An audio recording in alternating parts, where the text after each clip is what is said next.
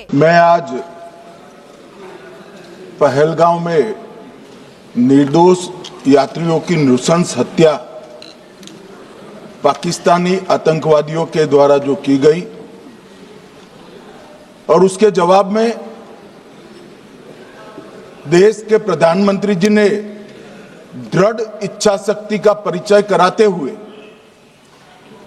Operation सिंदूर की सेना को परमिशन दी और हमारे वीर जवानों ने सटीकता बहादुरी के साथ पाक स्थित आतंकवादी अड्डों को चूर चूर करने का काम किया। वो घटना पर जो बहस हो रही है इसमें हिस्सा लेने के लिए मैं खड़ा हुआ हूं।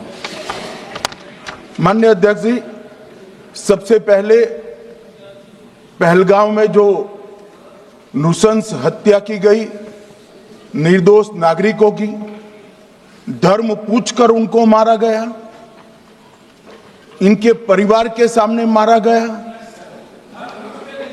और बड़ी बर्बरता के साथ ये हत्याएं की गई, इसकी मैं घोर निंदा करता हूं और जो मारे गए हैं इनके परिजनों के साथ अत्यंत हृदय की गहराइयों से मैं संवेदना भी व्यक्त करना चाहता हूं। ऑपरेशन सिंदूर के जवाब में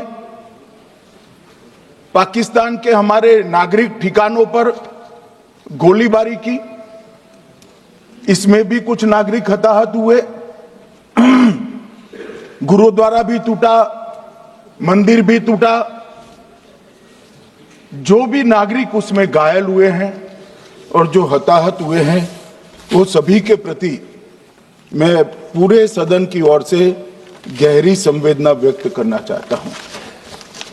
माननीय अध्यक्ष जी, कल से यहां पर पक्ष और विपक्ष दोनों की चर्चा चल रही है और स्वाभाविक है जब इस तरह की नृशंस घटना घटे देश में तब इस पर मुक्त चर्चा भी होनी चाहिए, चिंतन भी होना चाहिए, आगे न हो इसकी व्यवस्था की भी चिंता होनी चाहिए।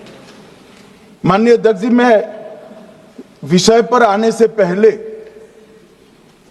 आपके माध्यम से सदन को और सदन के माध्यम से पूरे देश को ऑपरेशन महादेव जो कल एक हुआ है इसकी जानकारी देना चाहता हूं।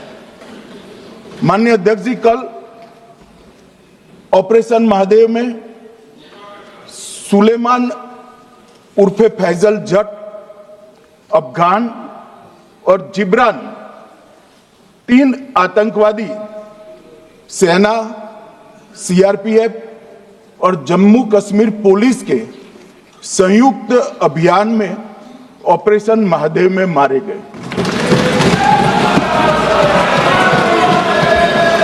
और माननीय अध्यक्ष जी, ये जो सुलेमान है ए श्रेणी का लश्कर तोयबा का कमांडर था। पहलगाम हमले में और गगनगिर आतंकी हमले में वो लिप्त था। इसके ढेर सारे सबूत हमारी एजेंसियों के पास है। अफगान ए श्रेणी का लश्कर तैयबा का आतंकवादी था और जिब्रान भी ए ग्रेड आतंकवादी था। और माननीय अध्यक्ष जी, मैं सदन को और सदन के माध्यम से पूरे देश को बताना चाहता हूं, जिन्होंने बैसरन घाटी में हमारे प्रवासियों को, नागरिकों को मारा था, ये तीनों आतंकवादी ये थे और तीनों मारे गए।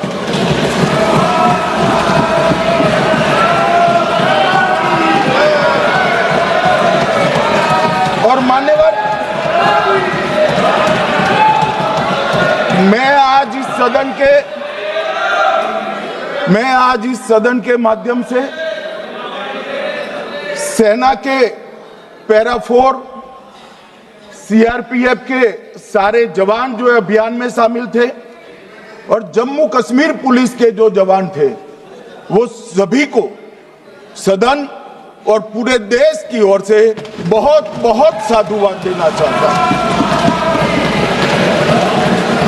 माननीय अध्यक्ष जी, मैं इस ऑपरेशन महादेव के बारे में थोड़ा डिटेल में बताना चाहूंगा। ऑपरेशन महादेव की शुरुआत 22 मई 2025 को, एक प्रकार से तो जिस दिन हत्या हुई थी उसी दिन रात को 22 मई 2025 को हुई। जिस दिन हत्या हुई थी उसी दिन रात को एक सुरक्षा मीटिंग की गई थी जम्मू कश्मीर में। ये पूछ रहे थे, कोई गए नहीं, सिर्फ राहुल गांधी गए। अब आपकी आंख कौन से चश्मे से देख रही है मुझे मालूम नहीं माननीय अध्यक्ष जी। 1 बजे हमला हुआ, मैं 5:30 बजे श्रीनगर में उतर चुका था। माननीय अध्यक्ष जी,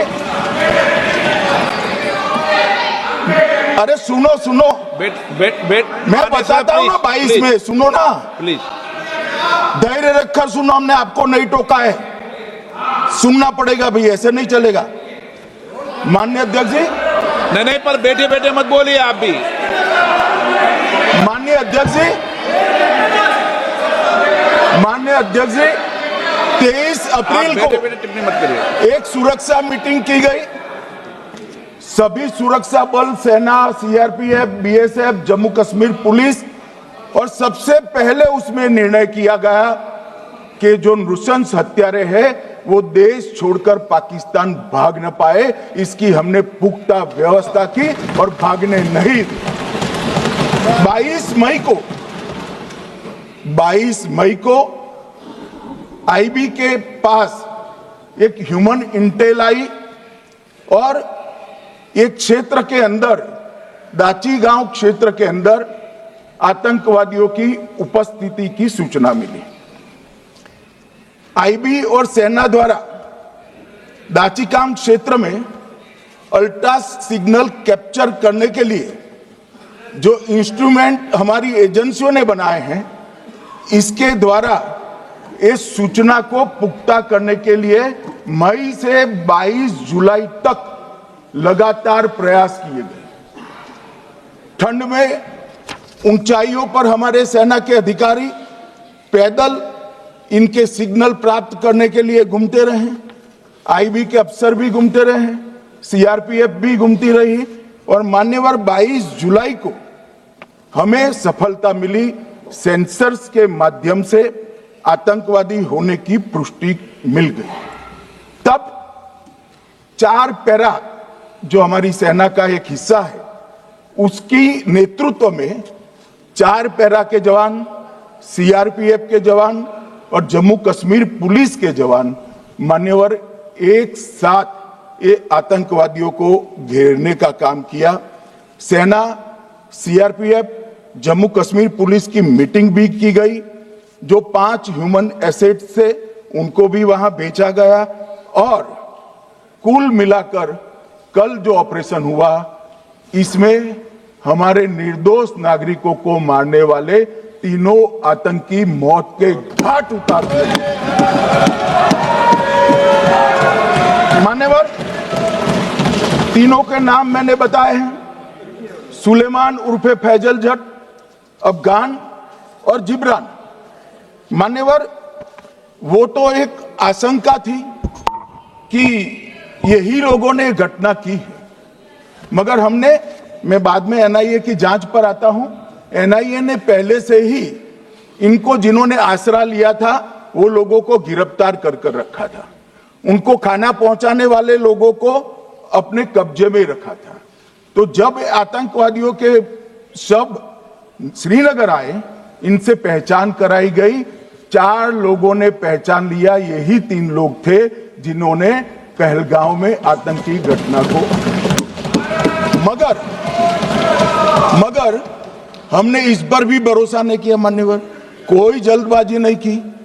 हमने जो आतंकी घटना स्थान से कारतूस मिले थे, वो कारतूस का एफएसएल रिपोर्ट पहले से करा कर रखा था, और चंडीगढ़ आप